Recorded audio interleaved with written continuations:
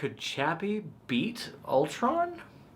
What's happening, ninjas? Sean Caspian here, and today we finally got the third Age of Ultron trailer right in the palms of our hands. Guys, I couldn't be more excited about Age of Ultron if I tried. This is like the best thing to happen in life. The third Age of Ultron trailer is the best in my opinion. We get a few nice little tidbits in there.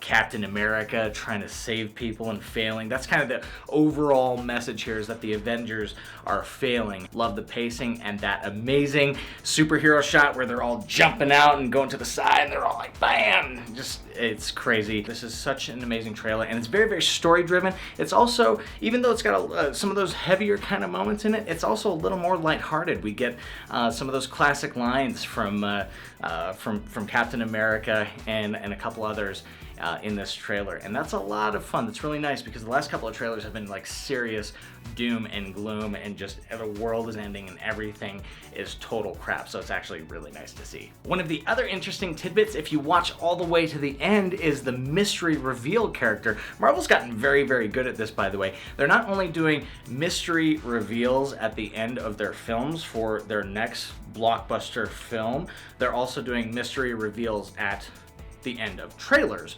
for those blockbuster films. I mean, you just cannot stop the Marvel machine. It's ridiculous. The reveal here is a mystery face, which some of you may not be totally familiar with.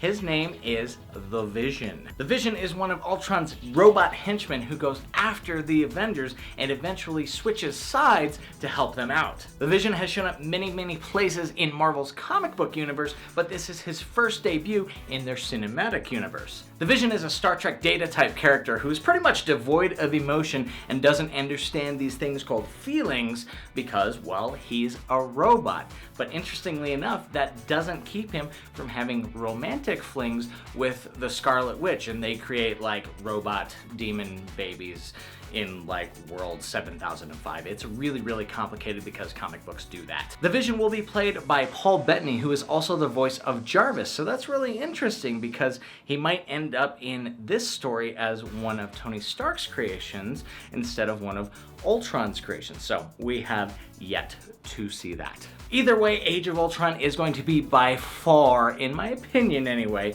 the best film of 2015 by a landslide. Even better than Star Wars. I said it.